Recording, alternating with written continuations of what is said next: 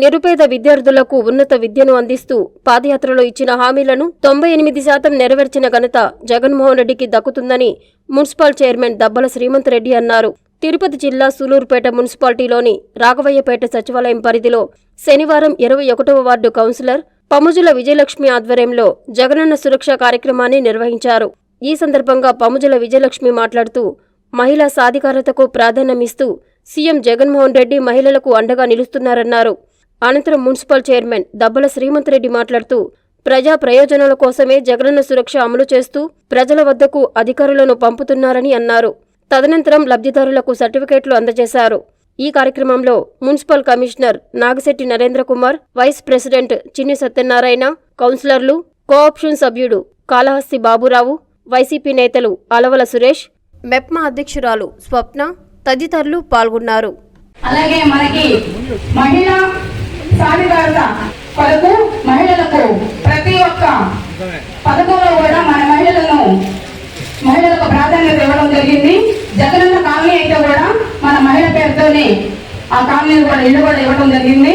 అలాగే వైఎస్ఆర్ ఆసరా అయితేనేమి, వైఎస్ఆర్ చేయూత అయితేనేమి, ప్రతి ఒక్క పథకానికి కూడా మన మహిళలకు ఎంతో ప్రిఫరెన్స్ ఇస్తున్నారు మన వైఎస్ జగన్మోహన్ రెడ్డి గారు.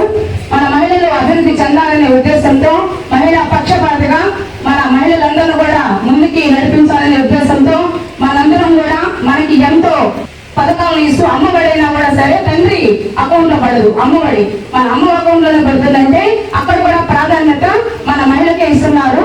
కాబట్టి మన మహిళలందరూ కూడా జగన్మోహన్ రెడ్డి గారికి తోడుగా అండగా ఉండాలని మనసారా కోరుకుంటున్నాను. ఆయన నవరత్నాలు అలాగే ఇంకేదైనా పథకాలతో మీకు మంచి చేయాలనే దాంతో 2019లో అధికారంలోకి రాగానే ఆ రోజు ఎలక్షన్ కి ముందు ఏదైతే చెప్పాడో జగన్మోహన్ రెడ్డి గారు అది ఆచరణలో పెట్టే విధంగా ఏదో ఎలక్షన్ లో చెప్పేసాం, రేపు ఎలక్షన్ వచ్చిన తర్వాత చేసుకోవచ్చులే, రేపు ఎలక్షన్ కి ముందు ఒక సంవత్సరం ముందు చేయొచ్చులే అనే లెక్కన ఉండకుండా ఎలక్షన్ అధికారంలోకి రాగానే చెప్పిన హామీల్లో 85% హామీలు అప్పుడే పూర్తి చేశారు. ఇప్పటికి 95% హామీలు పూర్తి చేసిన ముఖ్యమంత్రి ఈ దేశంలో ఎవరైనా ఉన్నారంటే ఒక జగన్మోహన్ రెడ్డి గారిని గర్వంగా చెప్పుకోగలుగుతున్నాం.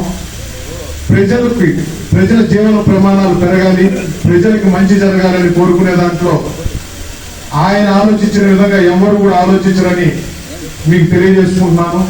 గత ప్రభుత్వాల్లో లీడర్లు చెప్పందే ఏ పని జరిగే పరిస్థితి లేదు. కానీ ఈ రోజు జగనన్న ప్రభుత్వం వచ్చిన తర్వాత మీ ఇంటి వద్దకే వచ్చి సచివాలయ వ్యవస్థ కానివ్వండి, వాలంటీర్లు కానివ్వండి, మీకు అర్హులైంటే చాలు, దానికి పార్టీలతో సంబంధం లేదు, ఎటువంటి కుల మతాలతో సంబంధం లేదు. మీరు అర్హత ఉంటే ఎవరికైనా రావాల్సిన పథకాలు కానివ్వండి, వాళ్ళకి రావాల్సిన ఏ బెనిఫిట్ అయినా అందివ్వమని జగన్మోహన్ రెడ్డి గారు చెప్పున్నారు. తదనుగుణంగానే అందరం కూడా పనిచేస్తున్నాం. ఆయనకు ఓటు వేయనివ్వండి, వేయకపోనివ్వండి, పని మాత్రం ప్రజలందరికీ చేయాలనేది ఆయన ఆకాంక్ష.